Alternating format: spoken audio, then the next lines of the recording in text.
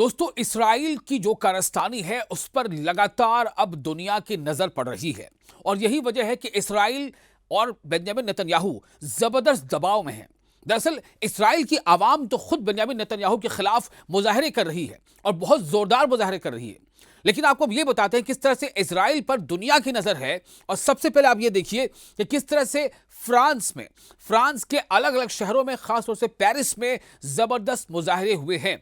और ये मुजाहरे फ्रांस में जो हो रहे हैं, वहां के कॉमन लोग, आम लोग सड़कों पर आए हैं और सड़कों पर आकर वो ये कह रहे हैं कि इजराइल को जेनोसाइड बंद करना चाहिए। जी हां, ये फ्रांस के लोग इस्तेमाल कर रहे हैं ये लफ्ज। वो कह रहे हैं कि इजराइल को अपना जुल्म, अपनी बर्बरियत गजा के भूखे लोगों पर बंद करनी चाहिए। और वहां जो जिस तरह से छोटे बच्चों की मौतें हो रही हैं, खाने पीने की अशिया की कमी है, और इसराइल इसके लिए जिम्मेदार है कि वो मिस्र से लगते हुए गजा की सरहद पर तमाम ट्रक्स खड़े हैं, 8 ट्रक्स खड़े हैं, लेकिन वो अंदर आने नहीं दिया जा रहा। इसके वजह कर वहां पर जो मौतें हो रही हैं उसका सिलसिला लगातार बढ़ता जा रहा है। तो इसराइल पर दबाव सिर्फ इसलिए नहीं बढ़ रहा है कि कई ममालिक में लगातार प्रोटेस्ट हो रहे हैं, बल्कि अब इन प्रोटेस्ट में शिद्दत आती जा रही है। आपको हमने पहले बताया कि किस तरह से फ्रांस के पेरिस में, जो वहां का कैपिटल है, वहां पर लोग सड़कों पर आ गए। अब आपको हम दूसरा भी नजारा दिखाएंगे। ये दूसरा नजारा आप देखेंगे, ये जो यहां प्रोटेस्ट हो रहा है, आपको एक और अहम तस्वीर दिखा रहे हैं। ये है ब्रिटेन यानी कि बर्तानिया के लंदन में जबरदस्त मुजाहरे हुए हैं और ये मुजाहरों का सिलसिला पहले से ही चला आ रहा है। ऐसा नहीं है कि कोई आजकल मुजाहरे हो रहे हैं, लेकिन हां, ये जरूर है कि पिछले एक आध महीने के अंदर बर्तानिया में जबरदस्त मुजाहरे हो रहे हैं। ये मुजाहरों का सिलसिला बहुत तेज हो गया है। जिस तरह से फिलिस्तीनी अथॉरिटी ने जब से वो आंकड़े लगातार देना शुरू किए हैं, किस तरह से गजा में जो बनने वाले जो लोग हैं उनकी तादाद बढ़ती जा रही है, उसके बाद लगातार इसमें मुजाहरे हो रहे हैं। खासतौर से एक और मामला, जब आपको याद होगा कि फ्लोटिला नाम का एक पानी का जहाज जो गजा के लिए निकला था, हालांकि वो वहां पहुंचा इससे पहले ही उसे डिटेन कर लिया गया था, उसके लोगों को रोक लिया गया था। लेकिन उस मामले के बाद से पूरी दुनिया में यह खबर और तेजी से फैली कि किस तरह गजा के लोगों को महसूर करके, उनको घेरेबंदी में लेकर के, और उनको ना खाने पीने की चीजें उन तक पहुंचने दी जा रही हैं, ना उन तक मेडिकल अशिया पहुंच रही है। और जो कुछ एड के नाम पर कुछ एड सेंटर्स है जहां पर लोग जाते हैं कि वहां शायद कुछ खाने पीने की चीजें मिल जाएंगी, तो वहां किसी न किसी बहाने से वहां फायरिंग होती है, जिसके नतीजे में लोग मरते हैं। तो ब्रिटेन में भी जबरदस्त एहतजाज हुआ है। तो फ्रांस का आपने एहतजाज देखा, ब्रिटेन के लंदन का आपने एहतजाज देखा, आपको कुछ और एहतजाज दिखाते हैं। और इस एहतजाज में नाम शामिल है टर्की का भी। जी हां, इस्तांबुल में, जो तुर्की की राजधानी है इस्तांबुल, वहां पर काफी बड़ी तादाद में लोग जो हाया सोफिया जो मस्जिद है वहां के उसके आसपास पहुंच गए और वहां पर काफी देर तक वहां लोगों ने तुर्की का परचम लहराकर अब फिलिस्तीनी परचम के साथ वहां लोगों ने मुजाहरा किया, नारेबाजी की, और सिर्फ एक आवाज कि फिलिस्तीन में, गजा में जो इसराइल जुल्म और बर्बरियत कर रहा है, वहां पर बमबारी कर रहा है, वहां रॉकेटों से हमला कर रहा है, वहां फाइटर जेट से बॉम्ब गिरा रहा है, वहां जो इसराइल की जमीनी फोर्स है, चाहे रिजर्विस्ट हो या आईडीएफ की जो सोल्जर्स हैं, वो वहां गोलियों का निशाना बना रहे हैं निहत्थे लोगों को, खातून को और बच्चों को, लड़कों को, लड़कियों को। तो इसे रोका जाए। यानी कि तुर्की में भी इसको लेकर के जबरदस्त गम और गुस्सा है। तब आप देखिए कि जो यूरोपियन ममालिक है वहां जबरदस्त, और सिर्फ ऐसा नहीं कि उन ममालिक के कैपिटल सिटीज में, बल्कि और भी दूसरे शहरों में इस तरह के मुजाहरे हो रहे हैं। तो आप समझ लीजिए कि बर्तानिया में मुजाहरे, फ्रांस में मुजाहरे, तुर्की के इस्तांबुल में मुजाहरा, और जो यमन की जहां तक हम बात करते हैं, यमन में तो लगातार मुजाहरे होते हैं। और ये सब मुजाहरे क्यों हो रहे हैं? क्योंकि गजा में हालात ऐसे बने हुए हैं। गजा जो एक चलता फिरता जिंदा शहर था, उसे बिल्कुल खंडहर में तब्दील कर दिया गया है। गजा का लगभग 75% गजा जो है वो बिल्कुल खंडहर में तब्दील हो चुका है। और वहां पर जो इसराइल की फोर्स है वो दंदनाती फिरती है, लेकिन उन्हें मज़ाहमत का सामना करना पड़ता है हमास के लड़ाकों का। हमास के लड़ाकों के पास वसाइल की थोड़ी कमी जरूर है, हमास के लड़ाकों के पास कोई एयरफोर्स नहीं है, लेकिन हमास के लड़ाकों के पास हिम्मत है, हौसला है, ईमान है, और वो लगातार मुजाहरा कर रहे हैं। और न सिर्फ अपने हिम्मत का मुजाहरा कर रहे हैं, बल्कि कई मौकों पर इस्राएली फौजों को उन्होंने दांत खट्टे कर दिए हैं। इस्राएली फौजियों को कई बार उन्होंने डिटेन भी कर लिया है, कई फौजियों को मार गिराया है। तो ये हालात बन रहे हैं कि इसराइल में जो इसराइल जो है फ़लस्तीन में जो कर रहा है उसके खिलाफ दुनिया में आलमी बिरादरी जो है लगातार अब गुस्से का शिकार है। और वो ममालिक भी जो इसराइल की हामी ममालिक है, ऐसे मुल्क, वहाँ की सरकारें, वो सरकारें जो इसराइल की सरकार इसराइल की हिमायती है, लेकिन चूंकि उन ममालिक में आम लोग सड़कों पर निकल आए हैं, आम बच्चे, बूढ़े, खवातीन बड़ी तादाद में सड़कों पर निकल आए हैं, वो प्लाकार्ड्स थामे हुए हैं, वो नारेबाजी कर रही हैं, वो तरह तरह से इस बात को दुनिया को बता रहे हैं किस तरह से इसराइल जो है वो बच्चों की जान ले रहा है, इसराइल मासूम औरतों की जान ले रहा है, भूखे लोगों की जान ले रहा है। लोगों को खाना देने के नाम पर जब वो एड सेंटर पर आते हैं उन पर गोलियां चला दी जाती हैं। तो इन हालात में जो है वो अब इसका ये जैसे जैसे ये चीज़ें लोगों तक पहुंच रही हैं, इसलिए आप शायद कहने के आपने देखा होगा कि किस तरह से इसराइल ने बाज़ाब्ता एक हमले में 4 से 5 जो सहाफ़ी थे, जो जर्नलिस्ट थे, उन्हें जो है मार गिराया। उन लोगों का वहां पर कत्ल कर दिया गया। ये लोग एक रिफ्यूजी कैंप के सामने ही टेंट लगाकर वहां पर मौजूद थे। इनमें अल जजीरा के ये पूरा क्रू मेंबर था सहाफ़ियों का, जिनमें से अनस का नाम काफ़ी ज़्यादा अभी सुर्खियों में भी है। तो ये हालात हैं। अब दूसरी तरफ आप ये देखिए कि हमने आपको बताया कि फ्रांस में कैसे वहां पर प्रोटेस्ट हो रहे हैं, हमने बताया लंदन में कैसे प्रोटेस्ट हो रहे हैं, हमने बताया कि तुर्की के इस्तांबुल में कैसे प्रोटेस्ट हो रहे हैं। उसी तरह से आप देख लें कि यमन के जो हूसी हैं, यमन के हूसी लड़ाके भी और साथ साथ यमनी अवाम भी काफ़ी बड़ी तादाद में, ख़ासतौर से वहां पर तो लगातार वहां इस तरह के मुजाहरों का सिलसिला जारी है।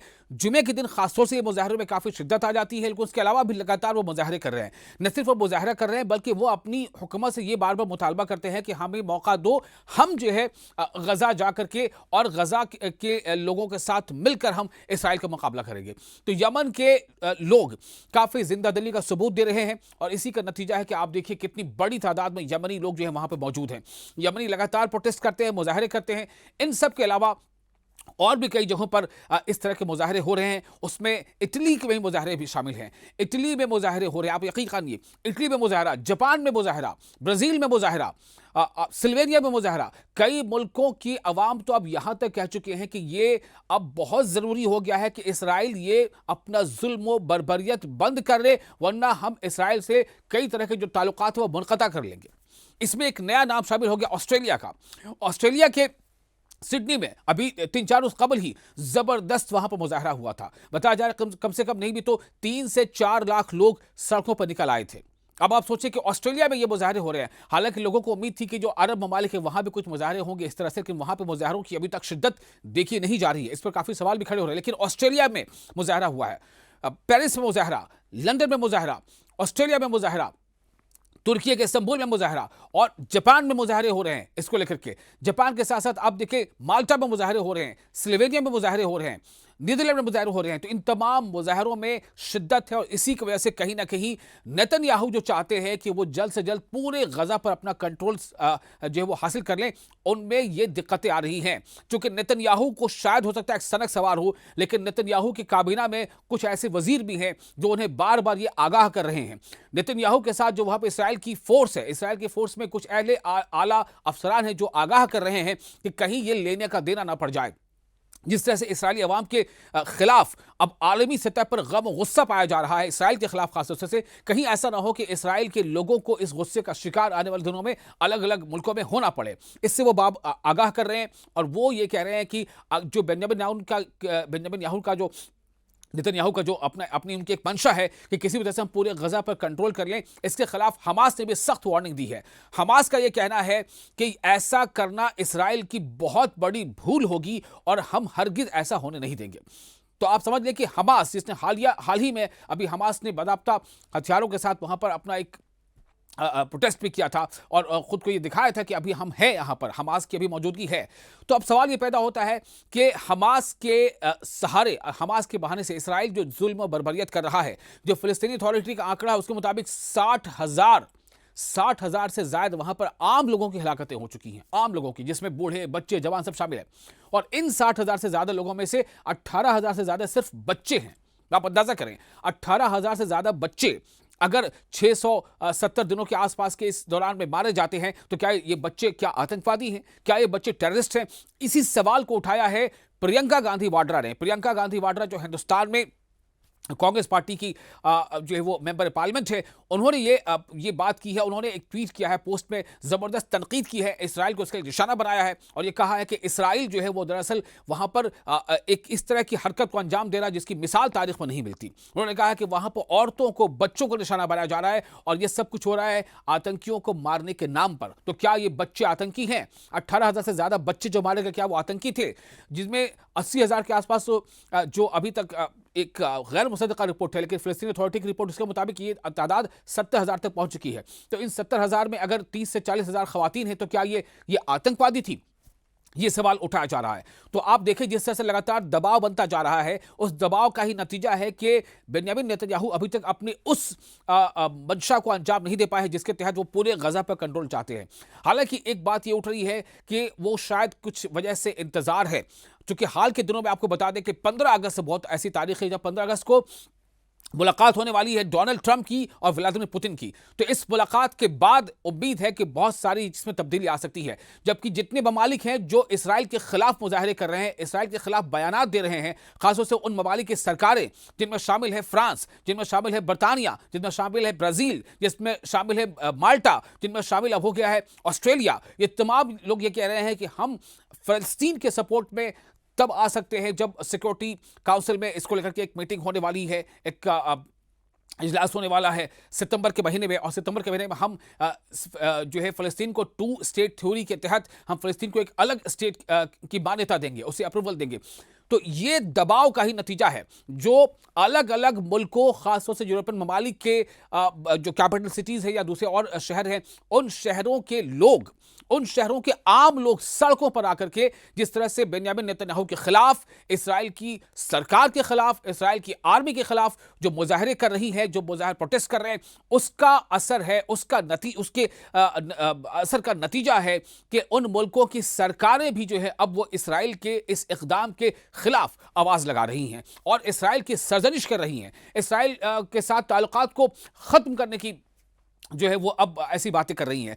तो पूरी तरह से ये मामला ऐसा लग रहा है कि बहुत जबरदस्त दबाव में है बेंयामिन नेतन्याहू, और बेंयामिन नेतन्याहू पर दबाव सिर्फ बाहरी दबाव यानी एक्सटर्नल प्रेशर नहीं बन रहा, बल्कि अंदरूनी दबाव भी है, चूंकि तेल अवीव में भी जबरदस्त मुजाहरे हुए हैं। इसकी तस्वीरें अभी आपको हमने पहले भी दिखाई थी, फिर से आपको हम दिखाएंगे कि किस तरह से तेल अवीव जो इसराइल की दारुल हुकूमत है, राजधानी है, तेल अवीव में भी लगातार मुजाहरे हो रहे हैं।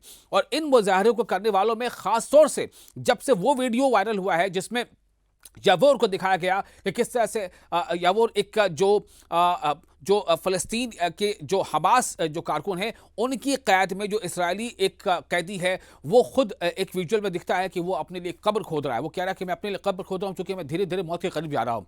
तो उनका ये कहना था कि दरअसल इसराइल जो भी इक़दाम कर रहा है उसके नतीजे में इसराइली जो बंदी है उनकी ज़िंदगी ख़तरे में पड़ गई है। तो इस वजह से अब ये दबाव ज़बरदस्त स्तर से पड़ रहा है और इसराइल की आवाम जो तेल अवीव में मुजाहरे कर रही है वो ये कह रही है कि गजा पर होने वाली तमाम कार्रवाई को जल्द से जल्द रोक दिया जाए। इस बात की लगातार मांग उठ रही है। हालांकि ये मुजाहरे, ये मांग पहले से ही हो रहे हैं, लेकिन इनमें अब शिद्दत आ गई है और बेंयामिन नेतन्याहू के खिलाफ खासतौर से लोग गुस्से में हैं, इसराइल की आवाम गुस्से में है, इसलिए तेल अवीव में जबरदस्त मुजाहरे हो रहे हैं और लगातार मुजाहरे हो रहे हैं। ऐसा नहीं कि 1 घंटे, 2 घंटे, 3 घंटे के लिए, यानी मुजाहरों का सिलसिला तेल अवीव में भी जारी है, तुर्की के इस्तांबुल में भी जारी है, फ्रांस के पेरिस में भी जारी है और ब्रिटेन के लंदन में भी जारी है और भी कई मुल्कों में, ऑस्ट्रेलिया के सिडनी में भी जारी है। लगातार ये मुजाहरे बता रहे हैं कि अब जिस तरह से बेंयामिन नेतन्याहू ने शायद ये सोचा था कि दुनिया को गफलत में रख करके और दुनिया को वो बात बताकर जो हम कहते हैं, यानी कि वैसी तमाम बातें जो सच से परे हैं, उन्हें बताकर हम कहीं ना कहीं अपनी मकसद को हासिल कर लेंगे, अपनी मंशा को हम पूरा कर लेंगे। लेकिन अब ऐसा लगता नजर नहीं आ रहा है, क्योंकि दुनिया के अक्सर मुल्कों में इसके खिलाफ आवाजें उठ रही हैं। बस सिर्फ कहीं से अगर आवाज उठने में कमी है तो वो है अरब ममालिक। अरब ममालिक के सरबराहान कभी ना कभी कंडेमनेशन जरूर करते हैं, कुछ ना कुछ ऐसे मजम्मती बयान जरूर देते हैं, लेकिन अरब ममालिक में जो अवाम है वो सड़कों पर नहीं आ रही है। ईरान में हमने कुछ हद तक मुजाहरा देखा, हमने यमन में मुजाहरा देखा कि कैसे हौसी बाकी लगातार इसराइल को हिट भी कर रहे हैं अपने मिसाइलों से, हौसी जो लड़ाके वो हिट कर रहे हैं, वहीं यमनी अवाम लगातार सड़कों पर आकर के बाज़ाब्ता वो तो यहाँ तक कि अहद कर रही है कि हमें मौका मिले तो हम जिहाद के लिए जाएंगे। लेकिन अरब ममालिक जो दीगर ममालिक अरब के हैं वहां पर ऐसा कोई मुजाहरा देखने को नहीं मिल रहा। लेकिन जो यूरोपियन कंट्रीज से जो प्रोटेस्ट हो रहा है उसका ज्यादा असर है कि बेंजामिन नेतन्याहू और इसराइल की हुकूमत लगातार दबाव में है। दबाव इस हद तक है कि अगर बेंजामिन नेतन्याहू ने इस दबाव के खिलाफ कोई काम किया तो वहां पर उनकी जो सरकार है, चूंकि वो सरकार बेंजामिन नेतन्याहू की पार्टी की अकेले की सरकार नहीं है, वहां पर कॉलिशन गवर्नमेंट है, तो कॉलिशन में दरार पड़ सकती है और बेंजामिन नेतन्याहू की सरकार गिर भी सकती है।